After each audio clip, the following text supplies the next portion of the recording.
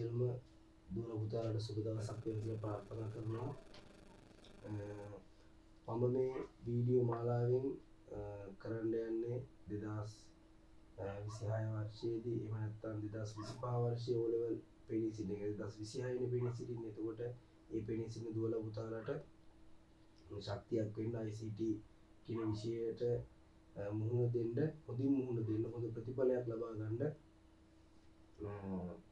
තමයි මේ paper discussion එකේ නැත්නම් මේ ප්‍රශ්න පත්‍ර සාකච්ඡාව කරගෙන යනවා මම අදහස් කරන්නේ. එතකොට මට ඒක කරගෙන යන්න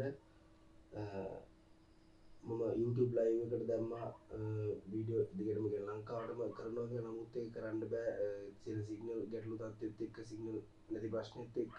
ඒ නිසා මම හිතුවා වීඩියෝ එකක් කරලා ඒක අප්ලෝඩ් කරන එක හොඳයි කියලා. මොකද මේ එතකොට ඕනම කෙනෙක්ට නැවත බලන්න පුළුවන් නේද? ඒ නිසා එහෙම කරන්න කියලා හිතුවා. හරි, එහෙනම් මම මුලින්ම තෝරගන්නේ පුතේ 2024 2025 වර්ෂයේදී තිබුණ ICT පේපරේ පළවෙනි කොටසේ ප්‍රශ්න ටික. එතකොට අපි පළවෙනි ප්‍රශ්නේ ඉඳලා ප්‍රශ්න 40 දක්වාම සාකච්ඡා කරගෙන යනවා මේ වීඩියෝ එකෙන්. ඔයාලා හොඳට මේ වීඩියෝ එක අහගෙන ඉන්න, අවධානයෙන් අහගෙන ඉඳලා ඒවා හරියටම ඔලුවට දාගන්න කියලා මම ඉල්ලා සිටිනවා. මොකද එහෙම නැත්නම් තේරුමක් නැහැ මේ වීඩියෝ එක කරන එකෙන්. සාමාන්‍යයෙන් බලන එකෙන් තේරුමකුත් නැහැ. ඒ නිසා ඔයාලා අනිවාර්යෙන් ඒක හරියටම ඔලුවට දාගන්න. මොකද ඔයාලා දැන් මේ අවුරුද්දේ හොඳට විභාගෙට මුහුණ දෙන හොඳ ප්‍රතිඵලයක් ගන්න ඕනේ. ඒ නිසා මේක හොඳට ඔලුවට දාගන්න. එතකොට මම group එක WhatsApp group එක link එකක් මම share කරලා තියෙනවා. මම මේ වීඩියෝ එකේ description එකෙත් ඒ group එකේ link එක දාන්නම්. එතකොට ඔයාලට පුළුවන් මොන හරි ගැටලුවක් තියෙනවා නම්, ප්‍රශ්නයක් හරි ප්‍රශ්න පත්‍රයක හරි ගැටලුවක් තියෙනවා නම්, ඉදිරියේදී කරන්න තියෙන ප්‍රශ්න පත්‍ර ගැන මම දැනුවත් කිරීමක් කරන්නම්. ඒ පිළිබඳව හරි මොන හරි ගැටලුවක් තියෙනවා ඔයාලට පුළුවන් අපේ WhatsApp group එකට දාන්න. එතකොට මට පුළුවන් ඊළඟ session එකේදී, ඊළඟ වීඩියෝ එකේදී මට මේ ප්‍රශ්නේ සාකච්ඡා කරන්න පුළුවන්. ඒ නිසා එහෙම ගැටලුවක් තියෙනවා නම් ඒ ප්‍රශ්නේ මට යොමු කරන්න. හරි, එහෙනම් එච්චර කතා කරන්නේ නැතුව අපි එහෙනම් පළවෙනි ප්‍රශ්නේ ඉඳලා ඉදිරියට යන්න. හරි, එතකොට මම ස්ක්‍රීන් එකේ ඔයාලට පේන්න සලස්සන්නම් මේ පේපර් එක.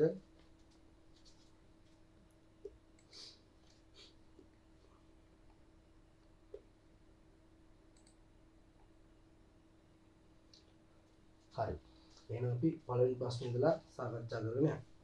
හරි, පළවෙනි ප්‍රශ්නේ තමයි නඩත්තුවකදී පරිගණකයක දෘඩ ඩිස්කය ආකෘතිකරණය කිරිනි. එහෙම නැත්නම් කියන ෆෝමැට් කරා. පහත කවරක් දැන් එහි මුලින්ම ස්ථාපනය කළ යුතුද? එතකොට නඩත්තුවකදී පරිගණකයක හાર્ඩ් ඩිස්ක් එක ෆෝමැට් කරා කියලා කියන්නේ, නඩත්තු කරනවා කියලා කියන්නේ පරිගණකය සර්විස් කරා, හැදුවා කියන එකනේ නේද? එතකොට මේ ෆෝමැට් කරා කියලා කියන්නේ ඔයාලා දන්නවා ෆෝමැට් කරනවා කියනකොට අපි පෙන් ඩ්‍රයිව් වෙන්න පුළුවන්, නැත්නම් මෙමරි කාඩ් වෙන්න පුළුවන් ෆෝමැට් කරනවා කියලා කියනවා. ෆෝමැට් කරන එකෙන් කරන්නේ මොකද්ද? තියෙන දත්ත ටික අයින් කරනවා කියන එකනේ. තියෙන දත්ත ටික නැති කරලා දානවා කියන එක. එතකොට අපි ඊට අමතරව තව විදිහකට කිව්වොත් එහෙනම් අපි ඉගෙන ගන්නවා ආකෘතිකරණය නැත්නම් ෆෝමැට් කරනවා කියලා කියන්නේ නැවත දත්ත ගබඩා කරන්න සුදුසු තත්ත්වයට පත් කරනවා කියන එක. එතකොට පරිගණකයේ හાર્ඩ් ඩිස්ක් එකේ ෆෝමැට් එකක් කරා කියලා කියන්නේ හાર્ඩ් ඩිස්ක් එකේ තියෙන දත්ත සම්පූර්ණයෙන්ම නැති වෙලා යනවා. එතකොට මේක මෙහෙයුම් පද්ධති පාඩමට සම්බන්ධ කොටසක් තමයි මේ අහලා තියෙන්නේ. ඒ කියන්නේ 10 වසර පස්වෙනි පාඩමේ. එතකොට ෆෝමැට් කරනකොට තියෙන දත්ත ටික නැති වෙලා යනවා. දන්නවා පරිගණකයේ තියෙන මෙහෙයුම් පද්ධතිය OS එක ගබඩා වෙලා තියෙන්නේ කම්පියුටර් ඇතුලේ තියෙන hard disk එක ඇතුලේ. එතකොට ෆෝමැට් කරද්දී දත්ත නැති වෙනකොට අර මෙහෙයුම් පද්ධතිය තියෙයිද? නෑ, මෙහෙයුම් පද්ධතිය තියෙන්නේ නැහැ. ඒකත් නැති වෙලා යනවා. එතකොට කම්පියුටරේ පුතේ හරියට වැඩ කරන්නේ නැහැ. අපිට කම්පියුටරෙත් එක ගනුදෙනු කරන්න බෑ. ඔයාලා දන්නවා මෙහෙයුම් පද්ධතියෙන් කරන්නේ මොකද්ද? පරිගණකයේ දෘඩාංග හා පරිශීලකයා අතර සම්බන්ධතාවය ගොඩනගීම. එතකොට අපි අනිවාර්යයෙන් මුලින්ම ස්ථාපනය කරන්න ඕනේ. එහෙනම් මුලින්ම ඉන්ස්ටෝල් කරන්න ඕන මේ උත්තර හතරේ මොකද්ද? පිළිතුරු තමයි අංක 4 මෙහෙයුම් පද්ධතිය. මොකද මෙහෙයුම් පද්ධතිය නැතුව අපිට පරිගණකයෙන් කිසිම වැඩක් නැහැ. කිසිම දෙයක් අපිට කරගන්න බෑ. අනිත් මෘදුකාංග තුන ගත්තොත් එහෙම ෆයර්වෝල් එක. ෆයර්වෝල් එක කියලා කියන්නේ වෛරස් වලින් ආරක්ෂා කරන්න තියෙන එකනේ. එතකොට ඒක ස්ථාපනය කරන්නත් මෙහෙයුම් පද්ධතිය තියෙන්න ඕනේ. ඒ නිසා ඒක ගන්න බෑ.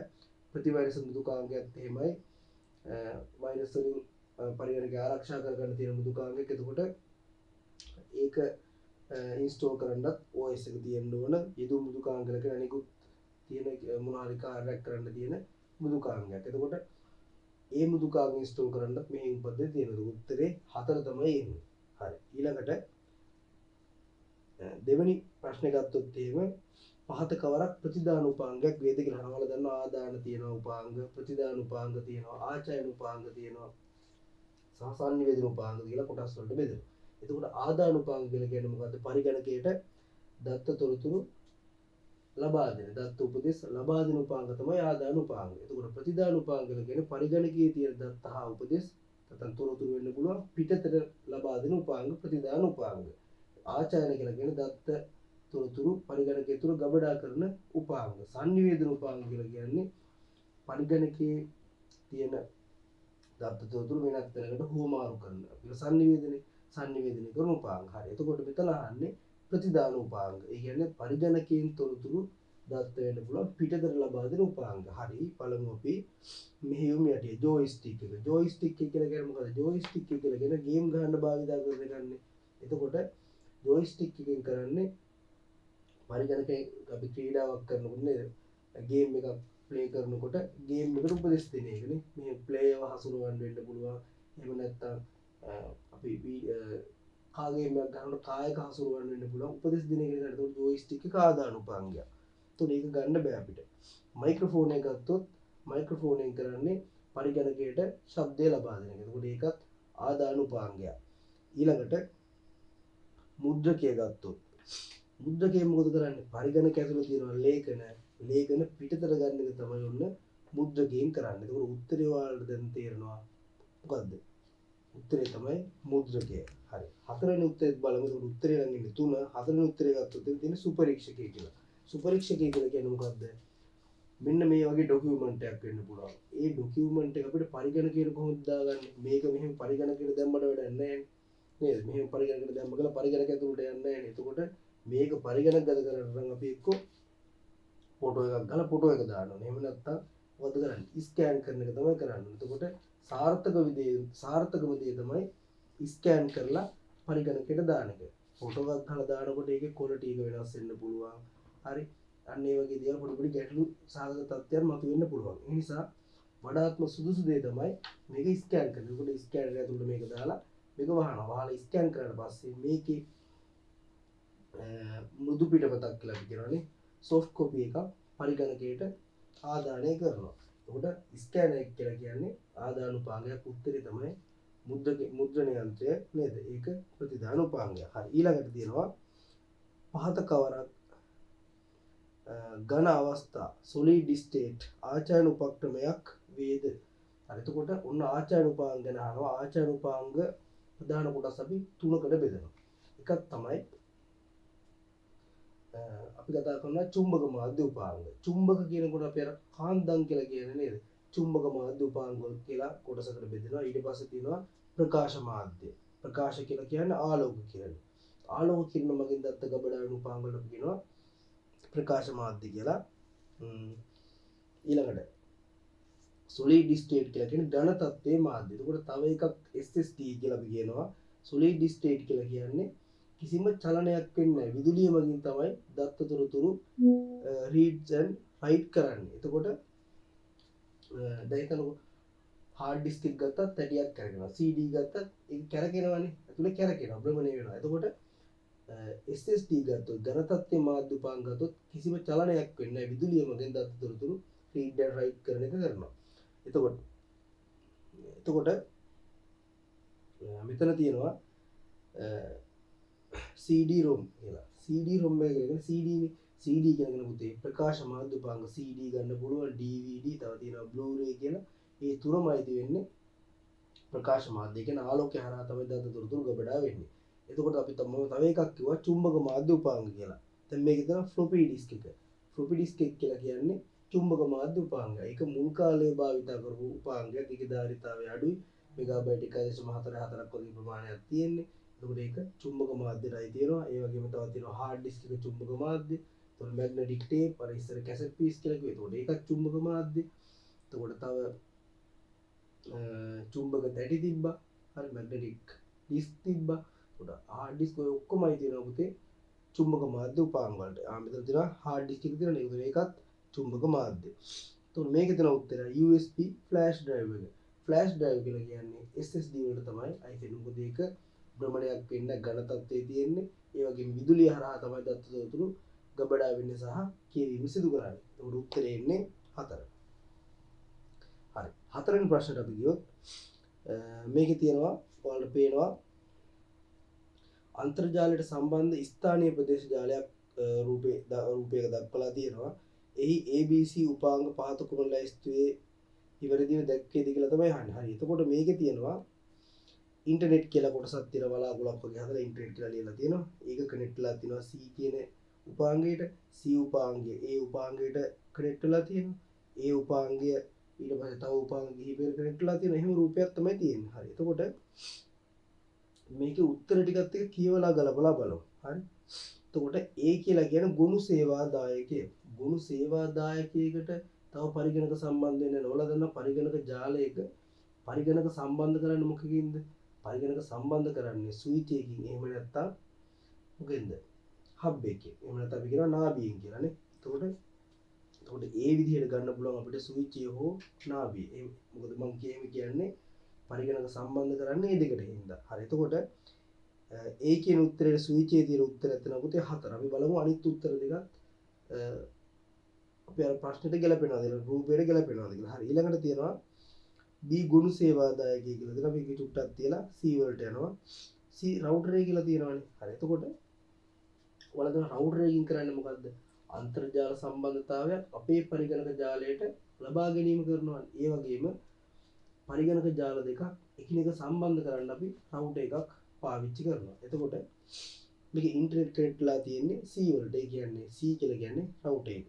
එතකොට රවුටර් එකෙන් එන අන්තර්ජාල සම්බන්ධතාවයේ A වෙත ලබා දෙනවා. A කියන උපාංගය තමයි බෙදලා හරින්නේ. නේද?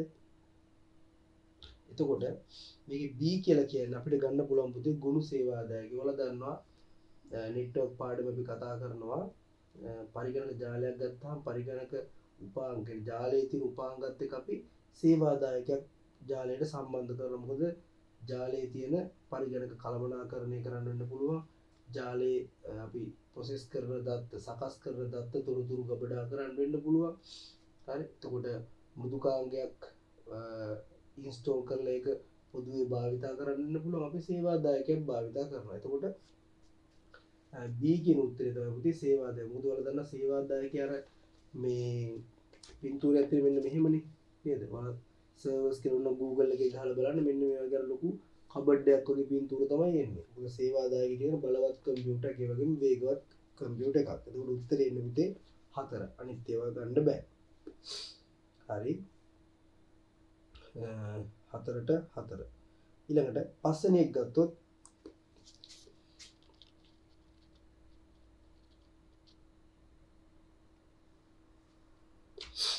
හරි.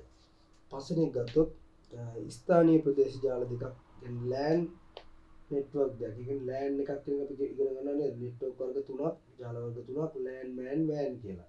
LAN කියලා කියන්නේ ස්ථානීය ප්‍රදේශ ජාල කියන්නේ කාමරයක් ගොඩනැගිල්ලක වගේ තියෙන කුඩා ජාලයක්. එතකොට LAN දෙකක් එකතු කරන්න අපි භාවිතා කරන උපාංගයක් ගැන අහන්නේ. එතකොට සේවාදායකකින් LAN දෙකක් සම්බන්ධ කරන්නේ ෆයර්වෝල් එකෙන් සම්බන්ධ කරන්නේ ෆයර්වෝල් එක සම්බන්ධයක් කරන්නේ ෆයර්වෝල් එක භාවිතා කරන්නේ මම ඉස්සෙල්ලා කිව්වා නේද? වෙන අපේ ජාලයට අන්තර්ජාලය හරහා වෙන්න පුළුවන් නැත්නම් කුමක් කොනේ ප්‍රවේශයක් වෙන්න පුළුවන්. ඒවා වළක්වාලන එකනේ කරන්නේ නේද? වෛරස් වගේ දේවලින් ජාලය ආරක්ෂා කරන එක. එතකොට ගිනි පවුර ගන්න බෑ. හරි. මොඩම් එක ගත්තොත් මොඩම් එකෙන් මොකද්ද කරන්නේ? දුරකථන සම්බන්ධතාවයක් කරහා අන්තර්ජාලය අපි පරිගණකයට ලබා ගන්නකොට එහෙම නැත්නම් පරිගණක ජාලයට ගන්නකොට පරිගණක ජාලයේ කියන්නේ පරිගණක අපි වැඩ කරන්න පුතේ මොනවලින්ද? ඩිජිටල් සිග්නල් වලින් නේ. බිංදු 1 කියන සිග්නල් වලින් තමයි පරිගණක වැඩ කරන්නේ. එතකොට දුරකථන ජාලය හරහා එන්නේ ප්‍රතිසම සංඥා. අර මෙන්න මෙහෙම අපි අදිනවා. මෙන්න මෙහෙම ප්‍රතිසම සංඥා තමයි එන්නේ. එතකොට මේ ප්‍රතිසම සංඥා ඩිජිටල් සංඥාත් එක්ක ගැලපෙන්නේ නැහැනේ. එතකොට මොඩම් එකෙන් කරන්නේ මොකද්ද? අර දුරකථන ජාලය හරහා එන මේ ප්‍රතිසම සංඥා ටික ඩිජිටල් සංඥා බවට පරිවර්තනය කිරීමක් කරනවා. එතකොට අපි පරිගණක වලින් සකස් කරන දත්ත ඩිජිටල්නේ. ඒව නැවත අන්තර්ජාලයට යනකොට මොඩම් එක හරහානේ යන්නේ. එතකොට ඒව ඩිජිටල් සිග්නල් ඒව නැවත දුරකථන ජාලයට යනකොට ප්‍රතිසම කරන්න ඕන. අන්න ඒ පරිවර්තනයන් දෙක කරන්න තමයි මොඩම් එක භාවිතා කරන්න ඕනේ. ඉගෙනගෙන ඇති 10 වසරේ දෙවෙනි පාඩමේ. එතකොට ලෑන් දෙකක් සම්බන්ධ කරන එක මම ඉස්සෙල්ලා කිව්වා ජාල දෙකක් සම්බන්ධ කරන්න අපි රවුටර් එක පාවිච්චි කරනවා. එතකොට උත්තරේ එනවා 5ටත් 4. හරි. ඊළඟට තියෙනවා ද්විමේ සංඛ්‍යාවක්. ද්විමේ සංඛ්‍යාව අපිට තියෙන්නේ 8 පාදේ සංඛ්‍යාවක් බවට පරිවර්තනය කරලා දන්න සංඛ්‍යා පද්ධති වර්ග 4ක් තියෙන ද්විමේ සංඛ්‍යා, අෂ්ටමේ සංඛ්‍යා, දශමේ සංඛ්‍යා, ෂඩ්දශමේ සංඛ්‍යා. එතකොට ද්විමේ කියලා කියන්නේ දෙකයි.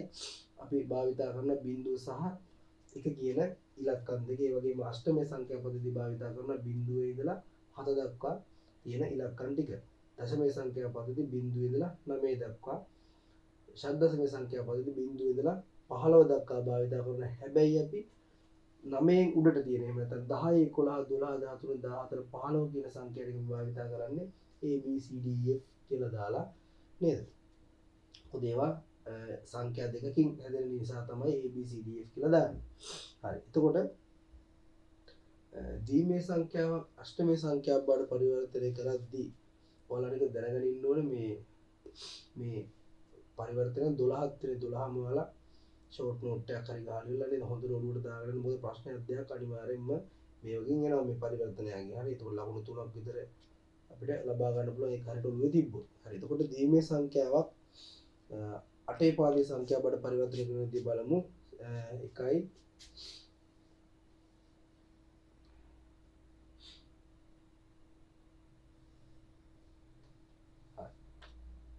මෙන්න මෙහෙම තමයි අපේ ද්විමේ සංඛ්‍යාව තියෙන්නේ. හරි. එතකොට මේක 8 පාදේ සංඛ්‍යාවක් බවට පරිවර්තනය කරනකොට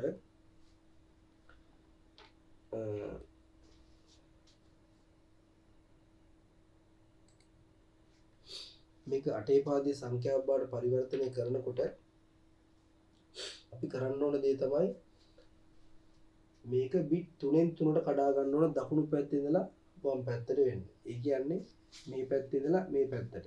එතකොට බිට් එකක් කියලා කියන්නේ මේක සිග්නල් එකක් නේද? මේ එක සිග්නල් එකක්. එතකොට බිට් 3න් 3 කඩනවා කියලා කියන්නේ මේ 1 2 3යි අන්න කොටස් 3කට කැඩුවා 1 2 3යි කොටස් 3කට කැඩුවා. හරි. එතකොට මේ කඩපු කොටස් තුන අපි කරන්නේ වෙන වෙනම 10 පාදේ සංඛ්‍යාවක් බවට පරිවර්තනය කරනවා. ඔයාලා දන්නවා 10 පාදේ සංඛ්‍යාවක් බවට පරිවර්තනය කරන්නේ දීමේ ස්ථානීය ගැන දානවානේ. ස්ථානීය ගැන දාන. එතකොට මේක 2.0 2.1 2.2. හරි මේකත් වෙනම අපි පරිවර්තනය කරන්නේ 2.0 2.1 2.2 2.0 2.0 කියලා කියන්නේ 1යි 2.1 කියලා කියන්නේ 2යි 2.2 කියලා කියන්නේ 4යි මේකත් ඒ විදිහම 1යි 2යි 4යි මෙතන 1යි. එතකොට මේන අගේ අපි මොකද කරන්නේ? මෙන්න මේ උඩ තියෙන සංඛ්‍යාවෙන් ගුණ කරනවානේ. ගුණ කරනවා. එක්වරක් බිංදුව බිංදුවයි දෙවරක් එක 2යි හතරවරක් එක 4යි. ඊට පස්සේ මෙතන බිංදුව තුනේ තියෙන නිසා මේ ගුණ කරා කියලා කියන්නේ වැඩක් වෙන්නේ නැහැ. ඔක්කොම බිංදුව එන්නේ නිසා මම මෙතෙන්ට බිංදුව කියලා දා ගන්නවා. හරි. මෙතන 1යි එක්වරක් එක 1යි. හරි. එතකොට මෙන්න මේ සංඛ්‍යා ටික අපි එකතු කරන්න ඕනේ. 4යි 2යි කියන එක 6ක් එනවා. බිංදුව නැහැනේ. එතකොට මෙතන බිංදුව 3ක් කියලා කියන මෙතන බිංදුවයි මෙතන 1යි. එතකොට උත්තරේ එනවා 1.6 මේක අපි එකතු කරන්නේ නැහැ නේද? සමීප කරලා නැත්නම් ලං කරලා අපි ලියනවා 1.6යි කියලා කී පාදයේද? 8 පාදයේ. හරි. එතකොට මොකද තමයි අපි දීමේ සංඛ්‍යාවක් අෂ්ටමේ සංඛ්‍යාවක් බවට පරිවර්තනය කරන්න. එතකොට උත්තරේ එනවා උත්තරේ 3. හරි. ඊළඟ ප්‍රශ්නෙට අපි ගියොත්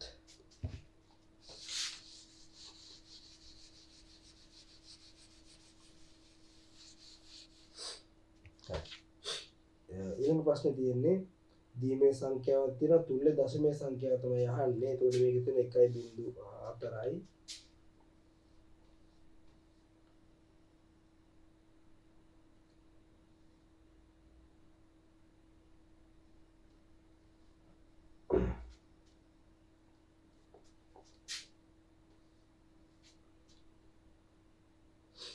බිඳු 4යි 1.2 ඔහොම තමයි දීමේ සංඛ්‍යාව තියෙන්නේ. එතකොට මේක දශමයේ සංඛ්‍යාව බවට පරිවර්තනය කරන්න කියලා තමයි කියන්නේ.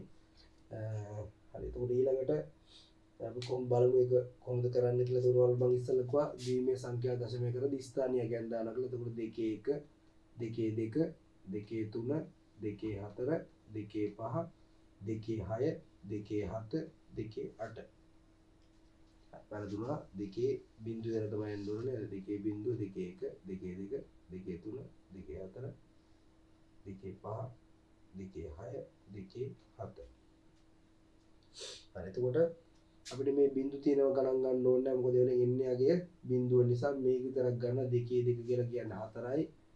මේ 7 විතර 4 තියෙනවා. මේවා ටික මම ගන්නෙ නැහැ. 2 7 කියලා කියන්නේ දෙකේ ඒවා 7ක් නේ. 2 4 8 16 32 64 128. හරි. මේවා අපිට ඕනනම් දාගෙන දාන්න පුළුවන්. මෙතන බිංදුවයි. මෙතන බිංදුවයි. මෙතන බිංදුවයි. බිංදුවයි. බිංදුවයි. බිංදුවයි. හරි 128යි 4 එකතු වෙච්චාම වෙනවා උත්තර 132ක් පාදේ 10. හරි එතකොට උත්තරේ එනවා උත්තරේ 2. ඊට පස්සේ අහනවා USB ෆ්ලෑෂ් දාවකයක පහත ගුණ වාචායන කිරීමට රාණීට අවශ්‍ය බලමු මොනවද තියෙන ගුණ කියලා. PDF එකක් තියෙනවා trees කියලා මෙගාබයිට් 500ක config text කියලා බයිට් 534ක එකක් තියෙනවා. ඊට පස්සේ වීඩියෝ එකක් තියෙනවලු GB 2ක.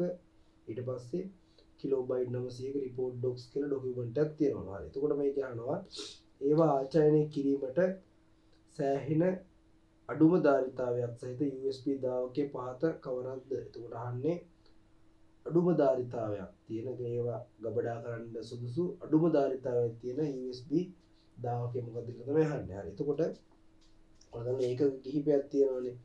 මොනවද තියෙන්නේ? කුඩා මේකකේ තමයි bit. එතකොට අපි කතා කරන බිට් 4ක් නිබල් එකයි කියලා. ඊට පස්සේ කතා කරන බිට් 8ක් බයිට් එකයි. ඊට පස්සේ දැන් ඔයාලා මතකෙන් කියන්න ඕන මම මෙහෙම කියනකොට නේද? බයිට් කීයද? 1024ක් නේද? කිලෝබයිට් එකයි කිලෝබයිට් 1024ක් මෙගාබයිට් එකයි මෙගාබයිට් 1024ක් ගිගාබයිට් එකයි ගිගාබයිට් 1024ක් ටෙරාබයිට් එකයි ටෙරාබයිට් 1024ක් පෙටාබයිට් එක ආදී වශයෙන් මේවා ඒකක විදිහට යනවා. හරි. එතකොට මේක බලමු GB වලින් දීලා තියෙන්නේ මොනවද? GB වලින් දීලා තියෙනවා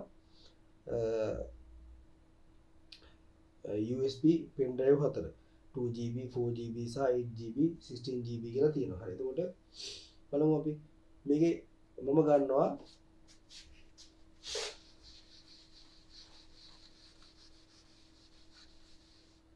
හරි. මම මේක ගන්නවා 2GB එකක් තියෙනවානේ. 2GB තියෙනවා. හරි. 2GB ධාරිතාවයක් තියෙන මොකද්ද? MP4 වීඩියෝ එකක් තියෙනවා. ඊට පස්සේ මෙගාබයිට් 500 කොලා ගන්නවා මෙගා 2GB වලට කලින් තියෙන එක ඊට අඩු එකකයක් තියෙන මෙගාබයිට්. හරි. මෙගාබයිට්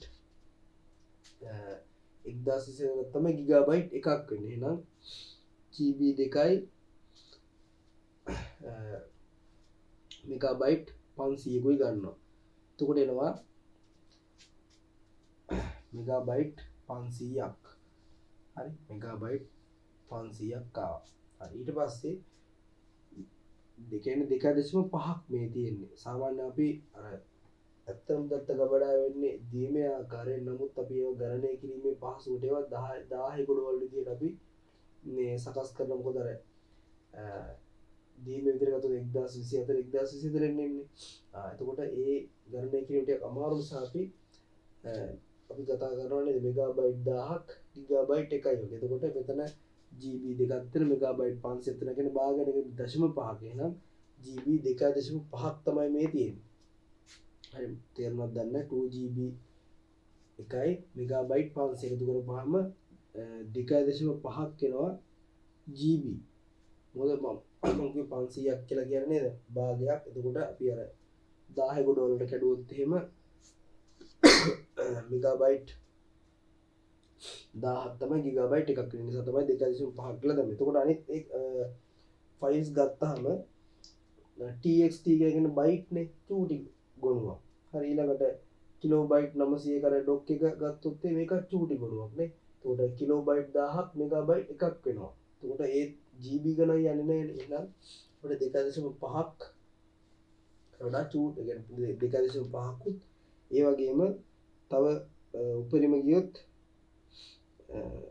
මෙගාබයිට් තව දෙකයි යන්නේ නේද? මෙගාබයිට් දෙකක් වගේ ප්‍රමාණයක් තමයි යන්නේ. එතකොට අපිට මේකට වඩාත්ම සුදුසු වෙන්නේ මොකක්ද උත්තරේ? උත්තරේ දෙකනේ නේද? 2GB ක් මදි පොද 2.5ක් තියනවානේ. ඒක අපි 2GB එකට දාන්න බෑ. ඒ නිසා අපිට ගන්න වෙන්නේ උත්තරේ දෙකනේ. 4GB තමයි ගන්න වෙන්නේ. හරි. ඊළඟ ප්‍රශ්නෙට යමු. හරි. බලමු අපි මේකේ තියෙනවා කෙනෙකු සංඛ්‍යාංක පරිගණකයකට එතන ඩිජිටල් කම්පියුටර් එකක් ගැන භාවිතා කරන කම්පියුටර් එකට යම් අනුලක්ෂණයක් AI සිතන්නලු. අනුලක්ෂණයක් කියලා කියන්නේ මොකද්ද? එක අක්ෂරයක්. හරි. AI සිතන්න ඇතුළත් කළ විට ඒ බිඳුව සහ එකෙන් සෑදුණු විශේෂිත රටාවකට පරිවර්තනය වේ. ඊට පස්සේ Q වල කියනවා පරිගණකයේ භාවිතා වන අනුලක්ෂණ පරිගණකයක භාවිතා වන අනුලක්ෂණ 128ක් සඳහා සම්මත සංඛ්‍යාත්මක අගය පැවරීමට ASCII කේතය භාවිතා කෙරේ. එතකොට මේ කතා කරන්නේ කේත ක්‍රම හතර ගැන. කේත ක්‍රම හතරක් තියෙනවා මොනවද? BCD ASCII ABCD කියලා තියෙනවා. ඊට පස්සේ Unicode කියලා තියෙනවා. එතකොට මේ කේත ක්‍රම හතර වල ඉගෙන ගන්න ඇති හොඳට මතක තියාගන්න ඕනේ කේත ක්‍රම වල තියෙන බිටු ගණනනේ. එතකොට මෙතන අපි කතා කරමු BCD කේත ක්‍රමයේ තියෙන බිට් 4ක්. බිට් 4න් උපරිම අපිට හදන්න පුළුවන් අනුලක්ෂණ ප්‍රමාණය 16ක්. දෙකේ 4 වෙනි බලය නේද? එතකොට මම තව චුට්ටක් මතක් කරන්න පොඩ්ඩක් පැහැදිලි කරොත් එහෙනම් මෙතන මොකද්ද මේ 16 කියලා කියන්නේ නේද? අනුලක්ෂණ කායේ මොකද්ද කියලා අපි පැහැදිලි කරන්න ගත්තොත් එහෙම බිට් එකක් කියලා කියන්නේ එක සිග්නල් එකක් ගන්න එක බිංදුව වෙන්න පුළුවන් එක වෙන්න පුළුවන්. එහෙනම් මම මෙන්න මෙහෙම ඔය බිට් හතරක් ඔය තියෙන්නේ නේද? ඔය බිට් හතරක්. එතකොට මේ තියෙන්නේ බිට් හතරක්. මේ තියෙන්නේ බිට් හතරක්. එතකොට බිට් හතරකින් අපිට උපරිම හදන්න පුළුවන් මෙන්න මේ වගේ වෙනස් වෙනස් සංඥා ප්‍රමාණය තමයි 16ක් එන්නේ. අපි අර ලොජික් ගේට් වල එහෙම අපි හදන්නේ සත්‍යතාව ගෝ හදනකොට නේද? ආදාන 4ක් නම් 16ක් අදිනවනේ. ආදාන 3ක් නම් 8යි අදින්නේ. අන්න ඒ වගේ. එතකොට අපිට වෙනස් වෙනස් සංඥා හදන්න පුළුවන් 16යි බිට් 4කින්. උපරිම එච්චරයි. එතකොට වලවන්න ඇඳලා බලන්න. නේ? ඒ කියන්නේ බිංදුව 4 ඉඳලා මෙන්න මේ 1 4 දක්වා අපිට ඇඳ හැකිනේ. එතකොට 16යි එන්නේ. අන්න ඒක තමයි අනුලක්ෂණ ප්‍රමාණය කියලා කියන්නේ. එතකොට BCD වල බිට් 4 කියලා කියන්නේ 16. ඊළඟට ASCII වල තියෙන බිට් 7ක්. ඒ කියන්නේ 128ක්. දෙකේ 7 වෙනි බලය. ඊළඟට ABCD වල තියෙනවා බිට් 8ක් තියෙන. ඒ කියන්නේ 256ක්. ඊට පස්සේ Unicode කියන කේත ක්‍රමයේ තියෙනවා නේද? කියන විශ්වීය කේත ක්‍රමයේ කියලා. එතකොට ඒකේ තියෙනවා බිට් 16ක්. ඒ කියන්නේ 65536ක් තියෙනවා මේ Unicode කේත ක්‍රමයේ. කියන විශාල ප්‍රමාණයක් අනුලක්ෂණ නිර්මාණය කරන්න පුළුවන්. හරි. එතකොට දැන් අපි බලමු ප්‍රශ්නේ දිහා. මේකේ තියෙනවා එක P සහ Q වගන්ති දෙකම නිවැරදි වන අතර Q වගන්තියේ විස්තර කෙරෙන ASCII කේතය P වගන්තියේ සඳහන් කාර්ය සඳහා උපකාරී වේ. P සහ Q වගන්ති දෙකම නිවැරදි වන අතර Q වගන්තියේ විස්තර කෙරෙන ASCII කේතය P වගන්තියේ සඳහන් කාර්ය සඳහා උපකාරී වේ. ඒ කියලා දෙන චුට්ටක් හරි වගේ අපි අනිත් ඒවා පොඩ්ඩක් බලමු. P සහ Q වගන්ති දෙකම නිවැරදි වන නමුත් ඒ වයින් සඳහන් කරන කරුණු අතර සම්බන්ධතාවය වෙනද නැහැ. ඒ දෙකම හරි නේද? එතකොට අපි අනිවාර්යෙන් දත්තයක් පරිගණකයට ඇතුළත් කරන අනුලක්ෂණයක් ඇතුළත් කරන එක බිංදුව එකයි සිග්නල් එකෙන් තමයි යන්නේ. මොකද පරිගණකයට තියෙන්නේ බිංදුව එක. ඒ නිසා P හරි Q ගත්තොත් එහෙම S වල තියෙන බිට් 7යි අනුලක්ෂණ 128ක් පුළුවන්. Q එකත් හරි. නේ එතකොට දෙවෙනි උත්තරේ ගන්න බෑ අපිට. තුන්වෙනි උත්තරේ ගත්තොත් එහෙම P වගන්තිය නිවැරදි නමුත් Q වගන්තිය වැරදි. එහෙම ගන්න බෑනේ දෙකම හරිනේ. එතකොට වගන්තිය දෙකම වැරදි වෙයි කියලා හතරවෙනි එකද එතකොට ඒක ගන්න බෑ. මම කර පළවෙනි උත්තරේ තමයි අපිට ගන්න වෙන්නේ. මොකද P හා Q වගන්තිය දෙකම නිවැරදි වෙන අතර Q වගන්තිය විස්තර කරන ඇස්ටිකේතය. Q වගන්තිය ඇස්ටිකේතයක් ගැන කියනවනේ. නේද? අනුලක්ෂණ 128ක් තියෙනවා කියලා. එතකොට ඒක P වගන්තිය කාර්ය සඳහා උපකාරී වෙනවනේ. ඒ කියන්නේ P වගන්තිය කියන්නේ මොකද්ද? අපි ආදානය කරන අනුලක්ෂණයක් බිඳුවක කියන රටාවකට තමයි පරිගණකයට යන්නේ කියලා. එතකොට උත්තරේ එන්නේ 9ට 1. හරි. එතකොට 10 වෙනි ප්‍රශ්නේ ගත්තොත් එහෙම මෙහෙයුම් පද්ධති නිදසුන් පමණක් අඩංගු වන්නේ පහත කර දුන්න. දැන් OS ගැන ආයෙත් අහනවානේ. මෙහෙයුම් පද්ධතිය. හරි. එතකොට මෙහෙයුම් පද්ධති ගොඩාක් වර්ග දෙනවා නේද? අපි කියනවා කම්පියුටර්ස් වල වෙනම මෙහෙයුම් පද්ධති තියෙනවා. එතකොට ජංගම දුරකථන වල ජංගම උපාංග වල වෙනම මෙහෙයුම් පද්ධති තියෙනවා. එතකොට අපි බලමු මෙතන මෙහෙයුම් පද්ධතිය කියලා කියන මොකක්ද කියලා. මෙහෙයුම් පද්ධති පමණක් අඩංගු වෙන්නේ මොකක්ද කියලා බලමු. ෆොටෝෂොප් කියලා කියන්නේ මොකද්ද? මෙහෙයුම් පද්ධතියක්ද? නෑ පළවෙනි උත්තරේ තියෙනවා Adobe Photoshop කියලා. ෆොටෝෂොප් කියලා කියන්නේ ෆොටෝ එඩිට් කරන්න භාවිත කරන OS එකක් නෙමෙයි. එතකොට ඒ උත්තරේ කෙලින්ම අපිට ගන්න බෑ. අයින් කළා දැන් බෑ. LibreOffice කියලා තියෙනවා. LibreOffice කියලා කියන්නේ මොකද්ද? ඕපන් සෝස් software එක ඩොකියුමන්ට් හදන්නේම ගන්න. නේද? මූවි මේක, වීඩියෝ එඩිට් කරන්න ගන්න එක, නෝට්පෑඩ් එක. ඒවා මෙහෙයුම් පද්ධති නෙවෙයි. දෙවෙනි එක ගත්තොත් Android. Android කියලා කියන්නේ ජංගම දුරකථන වල භාවිත කරන මෙහෙයුම් පද්ධතිය. අපිට ඒ උත්තරේ ගත්ත හැකි. අපේ LibreOffice කියලා එක නිසා ඒක ගන්න තියෙන නිසා ඒක ගන්න බෑ. macOS තියෙනවා. Apple නේද? පරිගණක වල තියෙනවා macOS එක. McAfee antivirus. නේද? McAfee antivirus එකයි LibreOffice එකයි තියෙන නිසා දෙවෙනි උත්තරේ ගන්නත් බෑ අපිට. තුන මූවි මේක තියෙනවා. එතකොට ගන්න බෑනේ. තුන්වෙනි එක ගන්නත් බෑ. ඊට Norton antivirus තියෙන ඒක ගන්නත් බෑ. Ubuntu Windows කියන එක අපිට ගන්න පුළුවන් OS විදිහට. නමුත් අතන software දෙකක් තියෙන නිසා නේද? මූවි මේක සහ antivirus එකක් තියෙන නිසා තුන ගන්නත් බෑ. හතර බලමු අපි. Android තියෙනවා මෙහෙයුම් පද්ධතියක්. macOS එක තියෙනවා මෙහෙයුම් පද්ධතියක්. Ubuntu තියෙනවා මෙහෙයුම් පද්ධතියක්. Windows තියෙනවා මෙහෙයුම් පද්ධතියක්. එහෙනම් 10 උත්තරේ 4. හරි.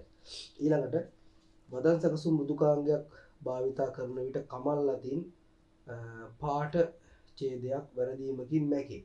ඔන්න කමල් කරලා තියෙන වැඩි. නේද? පොර වර්ඩ් software එක භාවිතා කරගෙන නේද? කරන විට වැරදිලා ඡේදයක් මැකෙනවා. හරි. බලමු. ඉන්පසු එම ඡේදය නැවත ලබා ගැනීමට කමල් පහත කවර අයිකනේ බේතු. වෙලාවට පුතේ මොකද්ද තියෙන්නේ? වෙලාවට අපි අපේ තියෙන වෙනවනේ නේද? අපි ඩොකියුමන්ට් එක හදනකොට වැරදිලා වැරදීම් සිද්ධ තියෙනවා ඔක්කොම තියෙන අවස්ථා තියෙනවානේ. වෙලාවට නේද? Windows වල තියෙනවා එහෙම නැත්නම් Word වල Microsoft Word වල තියෙනවා undo කියන option එකනේ. අපිට ටක් ගාලා පෙර ක්‍රියාවට යොමු වෙන්න පුළුවන්. ඒ වගේම පෙර ක්‍රියාවට ගියා නම් අය නැවත ඉදිරියට එන්න පුළුවන් redo කියන option එක තියෙනවා. ඒකට මේ දෙකම ගත්තොත් එහෙම මේකේ undo වලට යනවා නම් අපි යන්න ඕන එක කියන උත්තරෙන්නේ. හරි. 12 ගත්තොත් එහෙම ෂෝට්කට් ටිකක් අහලා තියෙනවා. ඔයාලා හොඳට මතක තියාගන්න ෂෝට්කට් කී ටිකේ මතක තියාගෙන යන්න. මොකද Word PowerPoint නේද? ඒවල අපි ෂෝට්කට් කතා කරන ප්‍රධාන ෂෝට්කට් ටිකක් මහා ලොකු ෂෝට්කට් නෙවෙයි. කොපි කරන ෂෝට්කට් එක, පේස්ට් කරන ෂෝට්කට් එක, ඕල් සිලෙක්ට් කරන එක. එතකොට PowerPoint වල තියෙන විශේෂ ෂෝට්කට් එකක්, ස්ලයිඩ් ෂෝ කරන ෂෝට්කට් එක. ඊළඟට ඉදිරියට යන්න පිටුපසට යන්න භාවිතා කරන කී ටික ඔය වගේ ෂෝට්කට් කී ටිකක් තියෙන. ඒ ටික පොඩ්ඩක් බලාගෙන යන්න. මොකද මේ ඒ වගේ අපිට අපෙන් අහනවා ප්‍රශ්න. ඒ නිසා බලාගෙන යන්න. හරි. එතකොට බලමු අපි වදන් සකසු මෘදුකාංගයක් භාවිතා කරන Word භාවිතා කරනකොට තෝරාගත් පාඩ කොටසක් අකුරු සෙට් එකක් නේද? පිටපත් කර වෙනත් ස්ථානයකට දාන්න. වෙනත් ස්ථානයක අලවනවා කියලා කියනවා. පේස්ට් කරන්න. පහත කවර කෙටිමයි යතුරු සංයෝජනය භාවිතා කළ හැකිද? කියන්නේ ෂෝට්කට් කීස් දෙකක් දීලා තියෙනවා. මොකද්ද කරන්නේ දැන්? කොපි කරලා වෙනත් තැනකට දාන්න. හරි. control A කියලා කියන කොපි නෙවෙයි එක all select එක. හරි. එතකොට control S කියලා තියෙන පළවෙනි උත්තරේ නේද? S කියලා කියන්නේ save කරන්න බෑ. එතකොට ඒ උත්තරේ ගන්න බෑ. හරි. එතකොට මේව ඕන්න මතක නැත්තම් නේද? ඔයාලා කොහේ හරි ලියා ගන්න. control A කියලා කියන්නේ all select කරන එක, control S කියලා කියන්නේ save කරන එක. හරි තුන්වෙනි උත්තරේ ගත්තොත් control x ඒ කියන්නේ කට් කරන්නනේ. ඒ කියන්නේ අපි කියන දැන් කොපි කරනවා කියලා කියන්නේ මොකද්ද? මේ තියෙන ડોකියුමන්ට් එකම මේ පැත්තට ගන්නවා. ඒ මෙතනත් එකක් තියෙනවා මෙතනත් එකක් තියෙනවා. ඒක තමයි කොපි. ඒකට කට් කරනවා කියලා කියන්නේ මේකම අරන් ගිහලා වෙන තැනකට දානවා. ඒතකොට මෙතන මොකුත් නැහැ. හරි. ඒතකොට ඒක තමයි කට් කරනවා. ඒක control x. හරි. control h කියලා කියන්නේ මොකද්ද? replace කරන්නනේ. වචනයක් හොයලා ඒ වචනේ වෙන වචනකින් ප්‍රතිස්ථාපනය කරන්න භාවිත කරන තමයි control h. හරිද? ඒක ගන්නත් බෑ. හරි ඊළඟට තියෙනවා හතරේ control x control v තියෙන ගන්න බෑ. දෙක ගත්තොත් එහෙම control c තියෙනවා copy වෙනවා control c වලින් control v වලින් තමයි paste වෙන උත්තරේ දෙක. හරි ඊළඟට ඔන්න excel ප්‍රශ්නයක් කරන පැතුරුම්පත්නේ. පැතුරුම්පත් වල ප්‍රශ්නයක් වළංගු තීරු නාම වන්නේ පහත කවරක්ද? තීරු නාම. එතකොට ඔය ප්‍රශ්න අපි ප්‍රශ්න කරනකොට ප්‍රශ්නයකට මුහුණ දෙනකොට වල හොඳට ප්‍රශ්නේ කියලා විශේෂතෙන් රවුම් කරගන්න හරි ඉරක් ඇදගෙන හරි පැන්සලක් අරගෙන එහෙම තමයි ප්‍රශ්නෙට අපි මුහුණ දෙන්න ඕන. එතකොට බලන්න මේකේ උත්තර හතරක් තියෙනවා නේද? BZ A4 කියලා තියෙනවා, A1 32ක් B3 කියලා තියෙනවා, හතරවෙනි එකේ B කියලා තියෙනවා. මේ කියන්නේ සෙල් ඇඩ්‍රස් වත් සෙල් රේන්ජ් එක නැත්නම් කෝෂ පරාසයන්වත් නෙවෙයි අහන්නේ තීරු නාම. තීරු වල නම්. ඔයාලා දන්නවනේ තීරු තියෙනවා විශාල ප්‍රමාණයක් A B C D F G ඔම් කියලා තියෙනවා. එතකොට Z වලට ගියාට පස්සේ AA කියලා පටන් ගන්න රකාරාදී පිළිවෙලට එන ගොඩක් තීරු තියෙනවා. එතකොට මේක අපිට ගන්න පුළුවන් BZ කියන එක ගත්ත හැකි. මොකද BZ කියලා කියන ඉංග්‍රීසි අක්ෂර දෙකක්. අංකයක් තිබ්බොත් අපිට ඒක තීරු නාමයක් විදිහට ගන්න බෑ නේද? තීරු කියලා කියන්නේ ඒක මතක තියාගන්න. තීරු පේලි පැටලෙයි. තීරු කියලා කියන්නේ සිරස්ස තියෙන ඒවා. පේලි කියලා කියන්නේ හරහට තියෙන ඒවා. එතකොට A4 කියලා තියෙනනේ A4 කියලා. එතකොට A4 කියලා කියන්නේ මොකක්ද? ඒක සෙල් එකක්නේ. නේද? A කියන තීරුවේ හතරවෙනි පේලිය. එතකොට ඒක සෙල් එකක්. ඊළඟට A1 32ක් B3. ඒ කෝෂ පරාසයන්නේ. ඒකෝ ඒක ගන්නත් බෑ. B කියන එක හතරවෙනි එක ගත්ත හැකිනේ. B. එහෙනම් උත්තරේ මොකක්ද දෙන්නේ? උත්තරේ ඉන්නේ 3 නේද? 1 සහ 4 තමයි අපිට ගන්න වෙන්නේ. වළංගු තීරු නාම හැටියට. හරි. ඊළඟට තියෙනවා Excel වල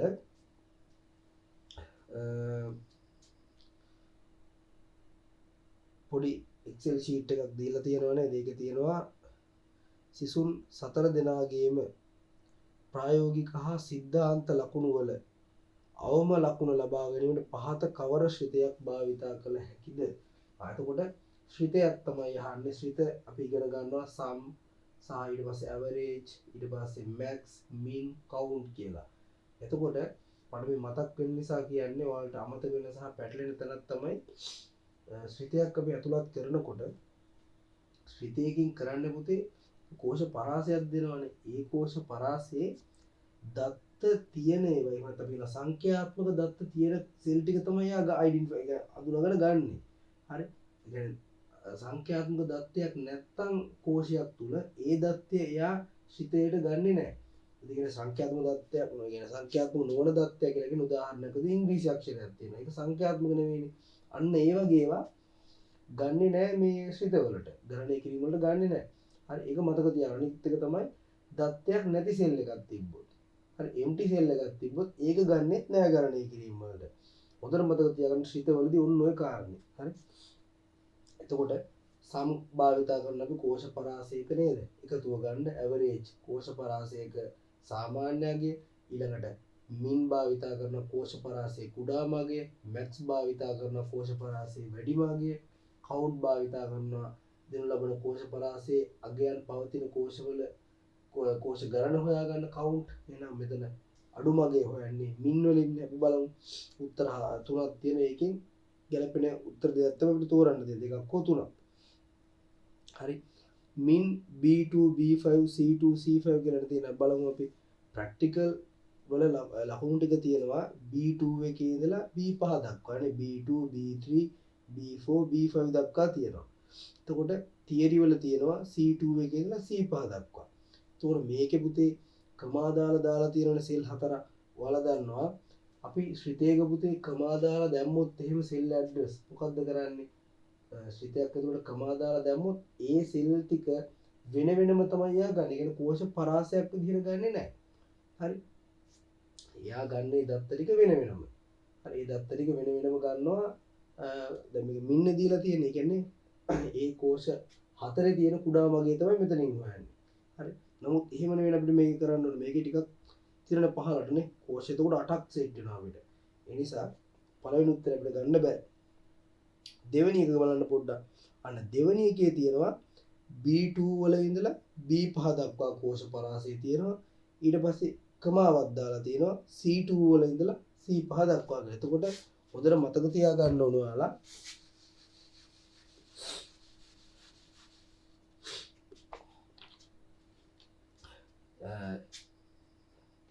මෙහෙම ශ්‍රිතේ තියෙනවානේ. මින් කියලා ශ්‍රිතේ තියෙනවා මෙන්න මෙහෙම. කමා දාලා තිබ්බොත් කෝෂ පරාසයක් නෙවෙයි ගන්න. දැන් මෙතන නේද? P2 තියෙනවා වෙනමම B5 තියෙනවා වෙනම. එතකොට මේ කෝෂ දෙක විතරයි යා ගන්නෙ. හරි. එතකොට මේකට 32ක් දැම්මොත් එහෙම B2 වල ඉඳලා නේද? මේක B නම් මෙතන B2 නම් B2 B3 B4 B5 මේ කෝෂ පරාසය මෙයා ගන්නවා. හරි 32ක් දාලා තිබ්බොත්. එතකොට කෝෂ පරාසයන් දෙකක් කියන්නේ තැන් දෙකක තියෙන කෝෂ පරාසයන් දෙක මේකයි ගන්න නම් අපි මොකද කරන්නේ? මේ කෝෂ පරාසයන් දෙක මැද්දට කමාවක් දාන. ඒක තමයි ඔය දෙවෙනි පිළිතුරේදී දාලා තියෙන. කියන්නේ B2 B5 කියන කෝෂ පරාසයයි කමාවක් දාලා C2 සහ C5 කියන කෝෂ පරාසයයි. එතකොට අපිට ඒ උත්තරේ ගන්න පුළුවන්. මොකද කෝෂ පරාස දෙකේ අඩුමගය. ඊළඟට තුන්වෙනි එක ගත්තොත් B2 C5 එකවරම අර ප්‍රැක්ටිකල් සහ තියරි කියන කොලම් දෙකේ කෝෂ පරාසය දීලා තියෙනවා. ඒ කියන්නේ B2 වල පටන් අරගන්නේ අපි කෝෂ පරාසයක් ගන්න කොහොමද? වම් පැත්තේ තියෙන උඩම කෝෂ ලිපිණයයි දකුණු පැත්තේ පහළම තියෙන කෝෂ ලිපිණය තමයි ගන්න. එහෙනම් මෙතන බලන්න B2 තියෙනවා 32ක් තියෙනවා. දකුණු පැත්තේ පහළම තියෙන එක C5 වල තියෙනවා. එහෙනම් උත්තරය අපිට ගන්න වෙනවා 2 කියන උත්තරේ අපිට 1 ගන්න බෑ. 2යි 3යි කියන පිළිතුරු දෙකෙන් ගන්න පුළුවන්. ඒ කියන්නේ උත්තරේ තමයි 2. එතකොට 14 හරි. අපි 15 බලමු. එතකොට Excel වල තියෙනවා කෝෂ ලිපිණ වර්ග 4ක්. මොනවද?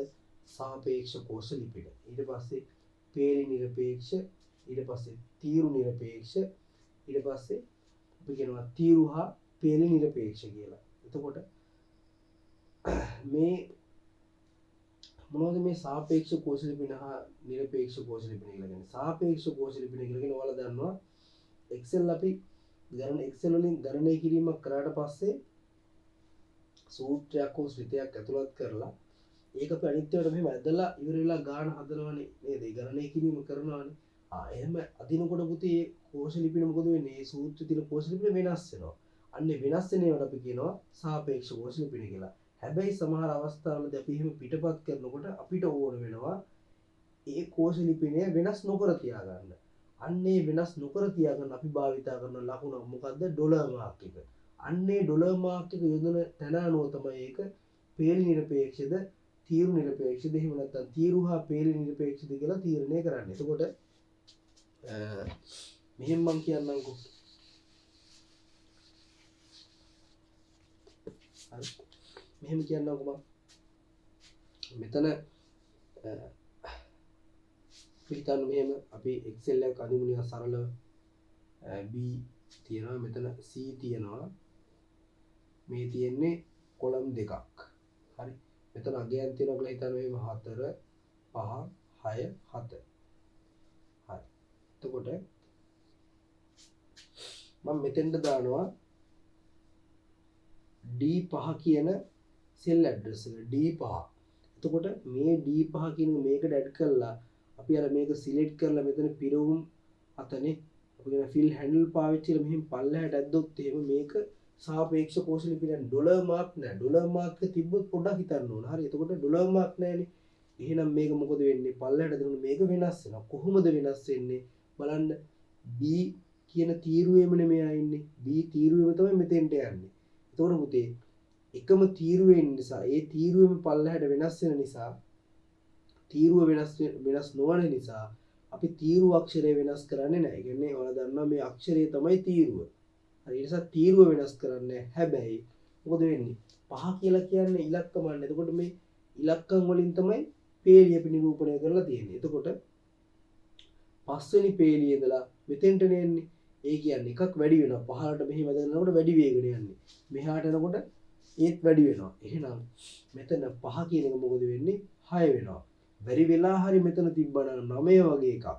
මොකද වෙන්නේ? 9 වගේ එකක් තිබ්බනම් එකක් වැඩි වෙනකොට මෙතනට 10ක් වෙනවා. හරි. මේක මෙහා පැත්තට යනකොට මොකද වෙන්නේ? හිතන්න මේක මෙහා පැත්තට ගියා කියලා. එතකොට වෙනස් වෙන්නේ මොකද්ද? පේලිය වෙනස් වෙන්නේ නැහැ. පේලිය 5 කියන අංකය වෙනස් වෙන්නේ නැහැ නේද? ඒකමනේ. එහෙනම් මේ 9 එහෙම්මමයි. හැබැයි D කියන එක මොකද වෙන්නේ? D වලට පස්සේ තියෙන අක්ෂරය තමයි E. හරි. එහෙනම් මෙතන වෙනවා E9. හරි. ඕවා තමයි සාපේක්ෂ කෝෂ ලිපින. මේ නැවත මතක් කරගෙන යන්න ඔයාලට වැදගත් වෙන නිසා. හරි. ඊළඟට මං කියවනේ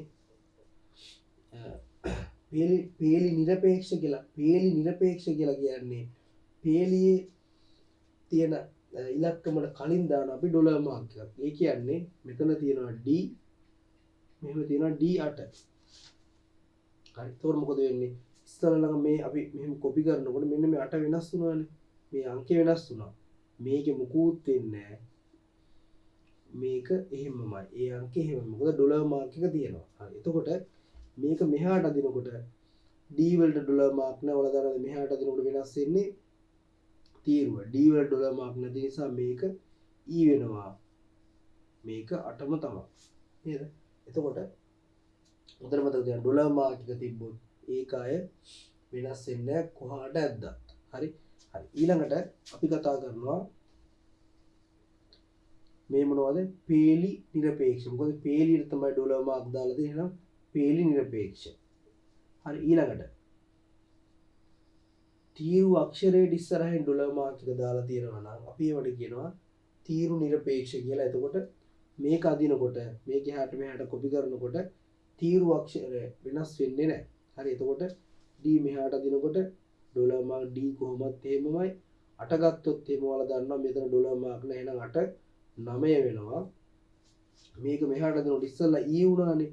දැන් E වෙන්නේ මේක Dව තමයි. 8 8ම තමයි.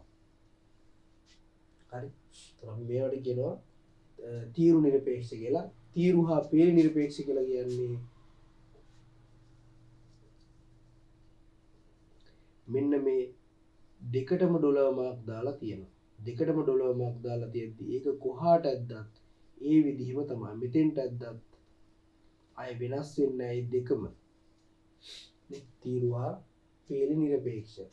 කොහාට ඇද්දත් වෙනස් වෙන්නේ නැහැ. දෙකටම ඩොලර් මාක් දාලා තියෙනවා. හරි. බලන්නකො මේකේ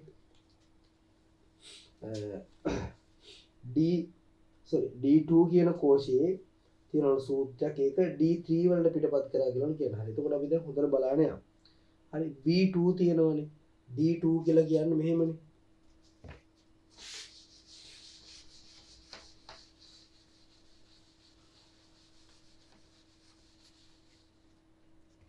හරි. එතකොට D2 තියෙනවා. ඒ කියන්නේ මෙහෙම D තියෙනවා. එහෙම 2. හරි. එතකොට ඔයාලා මෙහෙම ඇද ගන්න ඕනේ. ඔයාලට පැටලෙන්නේ නැත්නම් මේක ඇද ගන්න. නැත්නම් පැටලෙන්න පුළුවන්. මෙන්න මේකේ තියෙන සූත්‍රයක් D2 එකේ තියෙන එක T3 වලට. ඒ කියන්නේ මෙන්න 15ට තමයි අදින්නේ. හරි. 15ට අදිනකොට වෙනස් වෙන විදිහ අපි කතා කරා. බලමු දැන් කොහොමද වෙනස් වෙන්නේ කියලා. හරි. එතකොට මේක තියෙනවා මුලින්ම වරහන් ඇතුලේ B2 කියලා. එතකොට ඔයාලා දන්නවා B2 කියන එකේ ඩොලර් මාක් මොකුත් නැහැ. 15ට නෑදින්නේ. 15ට අදිනකොට මොකද වෙනස් වෙන්නේ? තීරු ඒකමයි. අංක වෙනස් වෙනවානේ. එහෙනම් B2 B3 වෙන්න ඕනේ. එහෙනම් බලමු B3 තියෙන උත්තර දෙකක් තියෙනවානේ. 2 සහ 3. නමුත් අපිට ඒකෙන් කියන්න බෑ උත්තරේ මේක කියලා. හරි. ඊළඟට ගත්තොත් G ඩොලර් මාක් 1 තියෙනවා. හරි. දැන් බලන්න 15ට නෑදින්නේ. එතකොට 15ට අදිනකොට වෙනස් වෙන්නේ මොකද්ද? පේලිය වෙනස් වෙන්න ඕනේ. එහෙනම් මෙතන ඩොලර් මාක් එක දාලා තියෙනවා පේලිය අගේ ඉස්සරහට. එහෙනම් ඒක වෙනස් වෙන්නේ නැහැ නේද? ඒක වෙනස් වෙන්නේ ඒක ස්ථාවරව තියෙනවා. ඊළඟට 100 තියෙනවා. 100 101 වෙන්නේ 102 වෙන්නේ එහෙම වෙන්නේ නැහැ. මොකද ඒක කෝෂ ලිපිනයක් නෙවෙයි නිකන් අගයක්. එහෙනම් $G මාක් එකනේ තියෙන්නේ. එහෙනම් බලන්නකො උත්තරේ පුතේ දෙවෙනි උත්තරේනේ බලන්න B2 කියන එක B3 වුණා. $G මාක් 1 කියන එක ඒ විදිහමයි. Cත් ඒ විදිහමයි. ධන තියෙනවා C2 කියන එක ගත්තොත් එimhe C2 එකේ ඩොලර් මාක් එක මොකුත් නැහැ. C2 කියන එක පල්ලෙහාටද C3 වෙන්නේ නේද? ಗುಣ කිරීම ඊට පස්සේ G මාක් 2 ඒකත් වෙනස් වෙන්නේ ඒ විදිහමයි 100. එහෙනම් උත්තරේ එකේ 2. ඒ කියන්නේ 15ට 2. හරි. ඊළඟට තියෙනවා මේකේ 16 වෙනි ප්‍රශ්නේ නේද? කදා සමර්පණයක් සාධන විට පිළිපැදීමට නුසුදුසු අවවාදයක් වන්නේ පහත කුමක්ද? නුසුදුසු කදා සමර්පණයක් කියලා කියන්නේ මොකද්ද? ප්‍රසන්ටේෂන් එක ගන්න අපි PowerPoint පාවිච්චි කරලා ප්‍රසන්ටේෂන් හදනවානේ. එතකොට සැලකිලිමත් යුතු කරුණු ටිකක් තියෙනවානේ. අකුරු වල ප්‍රමාණය, භාවිතා කරන වර්ණ නේද? එතකොට පින්තූර වගේ දේ කොච්චරක් දානවද? වීඩියෝ නම් කීයක් වගේ දානවද? අකුරු වල සයිස් එක වගේ ගොඩක් දේවල් තියෙනවා. එතකොට ඒවා බලාගෙන යන්න ඕන. හරි. එතකොට බලමු මේකේ නුසුදුසු එකක් තමයි අහන්නේ. පළමුව ඔබගේ සමර්පණ සැලසුම් කර ඉන්පසු කදා සෑදීම. අන්න ඒක හොඳයි. මුලින්ම සැලසුමක් කරගන්න බෑ. මොකද්ද මම ඉදිරිපත් කරන්නේ? ඊට පස්සේ අපි ප්‍රසන්ටේෂන් එක හදන්න ඕන නේද? ප්‍රසන්ටේෂන් හදනකොට සැලසුම් කරන්න ගියොත් අපිට ලොකු වෙලාවක් යනවා. හරි. ඒ නිසා මුලින්ම සැලසුම් කරලා කරන එක හොඳයි. ඒක නුසුදුසු නෙවෙයි. හරි. ඊළඟට අපි දෙක චුට්ටක් තියලා තුනට පොදු උත්තරේ දෙක නිසා.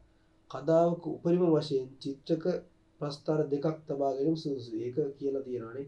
පින්තූර දෙකක් වගේ දැම්ම හැකි. දෙකට එකක් දානවා ඒක ගැටලුවක් නෑ. ගොඩාක් දැම්මොත් නේද? ඒක අවුල්. හරි. ඊළඟට හතර ගත්තොත් තද රතු පැහැයක් භාවිතෙන් වැළකීම. හරිනේ. තද රතු පාට දැම්මොත් නේද? අපිට ප්‍රසන්ටේෂන් එකදී බලන මිනිසුන්ට ඇඬෙයි. මොකද රතු පාට කියලා කියන්නේ අමාරු පාටක් අපිට බලන්න අමාරුයි. එතකොට හතර කියන එකත් හරිනේ නේද? භාවිතින් වැළකීමනේ. රතු පාට දාන්නේ නැහැ. හරි. ඊළඟට දෙවෙනි එක ගත්තොත් ඒ උත්තරේ දෙකනේ මම කිව්වේ. හරිද? අවම වශයෙන් පාට පේලි 15. කියන්නේ වාක්‍ය පේලි 15ක් තියාගන්න හොඳයි කියලා කියන 15න් අපි දීලා තියෙනවා වලගේ පොතේ තියෙන 6ත් 9ත් අතර ප්‍රමාණයක්. ඒකට අඩු වුණත් ගැටලුවක් නැහැ. මොකද 15ක් දැම්මොත් අකුරු ප්‍රමාණය අපිට පොඩි කරන්න ඕන. එතකොට විශාල පිරිසක් හිටියොත් එහෙම අර පිටිපස්සේ ඉන්න අයට ඒක පේන්නේ නැහැ. අන්න ඒ ගැටලුව නිසා තමයි අපි 6ත් 9ත් අතර ප්‍රමාණයක් වගේ පේලි භාවිත කරන නිසා උත්තරේ 2 තමයි එන්නේ. හරි.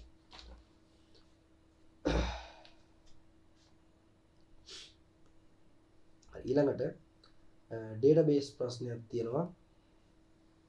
17 19 තෙක් පිළිතුරු සපයවන පොත් සාප්පුවක පොත් මිලදී ගැනීම. ඒ කියන්නේ බුක් මිලදී ගැනීම පර්චේස් සහ සපයුම් කරන සප්ලයර්ස් විස්තර ගබඩා කිරීමට භාවිතා කරන පහත දත්ත සමුදාය වගු සලකන්න සටහන කියලා විශේෂ කරුණක් දීලා තියෙනවා. පොත් සාප්පුව සපයුම් කරුවන්ගේ පොත් මිලදීගෙන ඒවා පාරිභෝගිකයන්ට අලෙවි කරයි. එකම පොත වෙනස් වූ මිල ගණන් වලට සපයුම් කරුවන් කීප දෙනෙකුගේ මිලට ගත හැකිය.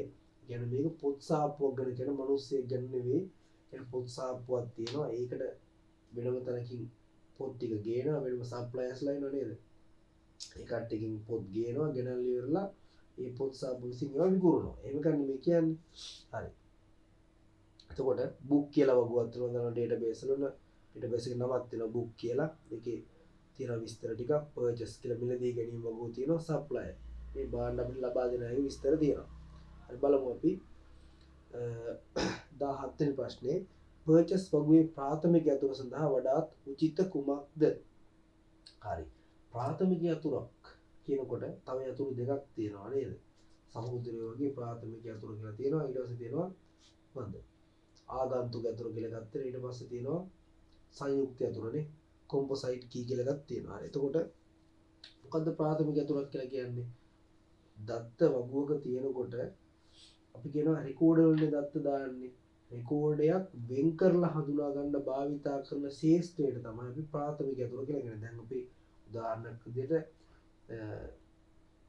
අපේ ගමේ ඉන්න මිනිස්සුන්ගේ විස්තර අපි ගබඩා කරන වගුවක. ඒකට මිනිස්සෙක්ව වෙන් කරලා හඳුනා ගන්න අපි මොකද්ද භාවිතා කරන්න පුළුවන් අපිට? අපිට පුළුවන් පුතේ ID නම්බර් එක භාවිතා කරන්න නේද? මොකද මට තියෙන ID නම්බර් එක වෙන කෙනෙක්ට නැහැ නේ. ඒ නිසා අපිට භාවිතා කරන ID නම්බර්. අන්න ඒ වගේ තමයි ප්‍රාථමික යතුර. ඒ කියන්නේ එක දත්තයකට විතරක් ඒක සීමා වෙන්න ඕනේ. ඒක වෙන කාටවත් යන්න බෑ. නේද? අනන්‍ය වෙන්න ඕනේ. එයාටම අනන්‍ය වෙන්න ඕනේ. ඒ නිසා අපිට ගන්න පුළුවන් එකට ID number. එතකොට ප්‍රාථමික අතුරු කියලා අන්න ඒ වගේ එකක්. එතකොට ප්‍රාථමික අතුර නැතු වෙන්න බෑ. අනිවාර්යෙන් ප්‍රාථමික අතුරු ලක්ෂණ තියෙනවානේ. ඒ කියන්නේ ප්‍රාථමික අතුර 0 වෙලා තියෙන්න බෑ. කියන්නේ එහෙම නැති ප්‍රාථමික අතුර නැති දත්තයක් තියෙනවා අනිවාර්යෙන් තියෙන්න ඕනේ. ඊළඟට සංයුක්ත අතුරු කියලා කියන්නේ මොකද්ද? සංයුක්ත අතුරු කියලා කියන්නේ ප්‍රාථමික අතුරක් තමයි. හැබැයි ඉස්සෙල්ලා අපි කතා කරපු ප්‍රාථමික අතුරට එක ශේෂ්ත්‍රයක් නේ භාවිතා කරන එක ID number නම් ID number. හරි ඒ වගේ එක ශේෂ්ත්‍රයන්නේ. ඒ වගේ ශේෂ්ත්‍රයක් අපිට හොයාගන්න බැරි වුණොත් සමහර ටේබල් වල තියෙනවා. ප්‍රාථමික අතුරු විදිහට එක ශේෂ්ත්‍රයක් අපිට ගන්න බෑ. අන්න ඒ වගේ අවස්ථාවල භාවිතා කරනවා ශේෂ්ත්‍ර දෙකක් එකතු කරනවා. ශේෂ්ත්‍ර දෙකක් එකතු කරලා අපි හදන යතුරක්. ඒකත් ප්‍රයිමරි කී එක තමයි. හැබැයි ප්‍රයිමරි කී කියලා කියන අපි ඒකට කියන්නේ සංයුක්ත යතුර. දෙකක් එකතු කරලා හදන නිසා. හරි. එතකොට ඊළඟට තියෙනවා ෆොරින් කී නැත්නම් ආගන්තුක යතුර. ආගන්තුක යතුර මොකටද භාවිතා කරන්නේ? වගු දෙකක් සම්බන්ධ කරනකොට ඔයාලා දන්නවා ඩේටාබේස් එකක් කියලා කියන්නේ වගු එකිනෙක සම්බන්ධ වෙලා හැදිච්ච එකක්. මේ වගු එකිනෙක සම්බන්ධ වෙනවා. හරි. එතකොට ඒ වගු එකිනෙක සම්බන්ධ කරනකොට එක වගුවක තියෙන ප්‍රාථමික යතුරක් තවත් වගුවකට ගිහිල්ලා නම් අන්න ඒ වගුවේ එක ආගන්තුක යතුරක් වෙලා. තේරුණාද? එක වගුවක තියෙනවා ඒ වගුවේ දත්තයන් හඳුනා ගන්න ප්‍රාථමික යතුරක්. හරි. ශේෂ්ත්‍රයක් තියෙන එක ප්‍රාථමික යතුර. ඒ ප්‍රාථමික යතුර අනිත් වගුවත් කියන්නේ වගු දෙක සම්බන්ධ වෙනවානේ. ඒ ප්‍රාථමික යතුර වර වගු දෙක සම්බන්ධ වෙද්දී අනිත් වගුවට ගිහිල්ලා නම් අතුලත් කරලා නම් ඒ වගුවේ ඒක ආගන්තුක යතුරක් වෙනවා. ආගන්තුක ඒ වගුවට ආගන්තුක ඒ පිටින් එන්නේ. මේ වෙන වගුවක තියෙන ප්‍රයිමරි කී එක. මේකට ඇවිල්ලා එහෙනම් ඒකේ එක ආගන්තුක යතුරක්. හරි. හරි. දැන් බලමු උනේ අතුරු ටික මම පැහැදිලි කරා. හරි. පර්චේස් වගුවේ book ID බලන්නකො. book ID කියන ගන්න බැරි පුතේ ප්‍රයිමරි කී එකට පර්චේස් වගුවේ. මොකද බලන්න book ID කියන B.2.1 B.2.2 B.2.3 0.2.3 කියන ඩේටා එක පුතේ පේලි දෙකක් තියෙනවා. එතකොට අනන්නේ නෑනේ. එක පේලියකට විතරක් අනන්නේ නෑනේ. නිසා අපිට book ID ගන්න බෑ. දෙක supply ID. supply ID ගත්ත එහෙමනේ. අර P.2.1 නේද? SUP.2.1 කියන කෙනා අය නැවත පල්ලෙහා පේලියෙත් ඉන්නවනේ. එතකොට අනන්නේ නෑ. ඒ නිසා ඒක ගන්නත් බෑ. හැබැයි බලන්නකො බලමු 4 book ID සහ purchasing price එක. හරි. අපිට එහෙම price එකක් එක පුතේ ගන්නෙ නෑ. මොකද price එක සමාන වෙන්න පුළුවන් නේද? ඒක දැන් අපි පොතක් මිලදී ගන්නකොට ඒ පොතේ තියෙන price එක තව පොතකට වෙන්න පුළුවන් නේද? ඒ නිසා price එක අපි ගන්නෙ නෑ. price එකත් එක්ක ගණන් මොකක්ද මොකද සමාන වෙන්න පුළුවන්. හරි. ඊළඟට book ID සහ supply ID. එතකොට පුතේ එක පොතක් සහ ඒ කියන්නේ book ID එක කියලා කියන්නේ පොතකට වෙන් කරපු එකක්. දැන් බලන්න book වගුවට පොඩ්ඩක් යන්නකො. book වගුවේ තියලා බලන්න book ID පොතකට අංකයක් තියෙනවා. හරි. එතකොට ඒ අංකයට අදාළ පුතේ book name එකක් තියෙනවා. ඒ කියන්නේ පොතේ නම තියෙනවා. ඒ පොතේ මිල තියෙනවා. බලන්නකො වෙන වෙනම තමයි මේ පොත් අංක සහ පොත් නම් ටික තියෙන්නේ නේද? හරි. එතකොට purchase වගුවට ගියොත් අපි තුන්වෙනි උත්තරේ ගත්තොත් book ID ධන supply ID. බලමු මේ දෙක පොඩ්ඩක්. මෙත් අපි කතා කරානේ. එතකොට ඒක තමයි උත්තරේ එන්නේ. book ID එක අපිට ගන්න බෑනේ නේද? ඒක ගන්න බෑ මොකද නැවත නැවත එදියද. එතකොට ඒක primary කීයක් වෙන්නේ නැහැ. එතකොට book ID සහ supply ID දෙකම එකතු වුණොත් අපිට හදාගත්ත එක primary කීයක් ඒක composite කීයක්. ඇයි එහෙම වෙන්නේ? හිතන්නකො. එක පොතක් එක supply කෙනෙක්. ඒ කියන්නේ කවුරු හරි supply කෙනෙක්. දැන් ඔය ඉන්නේ වාසනා පොත් ප්‍රකාශක කොහොම ඉන්නවනේ. එතකොට ඒ supply කෙනෙක් එක පොතක් පුතේ අපිට දාන මුදලක් තියෙනවනේ. එහෙම නැත්තම් එයා පුතේ අපිට මුදේ දෙපාරක් ගන්නේ නෑනේ නේද? ඒ කියන්නේ ඒ පොත අපි ගත්තට පස්සේ එකපාරක් එයා එකවර මේ පොත් ටික දෙනවා නේද? ඊට පස්සේ අයත් ඕක දෙන්නේ නෑනේ. අන්න ඒ වගේ තමයි මෙතන මේ වෙන්නේ. එතකොට book ID එකයි supply ID එකයි දෙකම එකතු වෙලා තමයි පුතේ මෙතන මේ primary key එක දෙන්නේ. ඒක composite key එකක්. හරි. හොඳට බලන්න දෙනවා නැවත නැවත ඉදලා ඒක කොහොමද ගන්න බෑ ප්‍රයිමරි කී එකට. ඒක හොඳට මතක තියාගන්න. හරි. ටේබල් එක බලලා තීරණය කර හැකියි. ඊළඟට උන් ආගන්තුක අතුරක් ගැන අහනවා.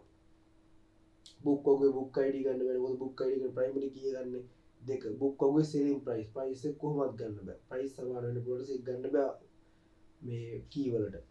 ඊළඟට අපි තුන්වෙනි බලමු purchase ඔගේ supply ID.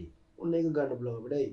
purchase ඔගේ පුතේ supply ID කියලා කියන්නේ supply වගුවේ තිබ්බ primary key එකනේ පුතේ. ඒ කියන්නේ බලන්න supply කියන වගුව supply කියලා කියන්නේ පොත් ලබා දෙන කට්ටිය. එතකොට එයාලගේ තියෙනවා අංක ටිකක්. නේ ඒවා primary key නේ. supply ID කියලා කියන supply වගුවේ primary key එක. එතකොට ඒ primary key එක ගිහිල්ලා තියෙනවා නේද? ඒ primary key එක ගිහිල්ලා තියෙනවා purchase වගුවට. මේ එතකොට purchase වගුවේ එක මොකද්ද? ආගන්තුක යතුරක් වෙලා.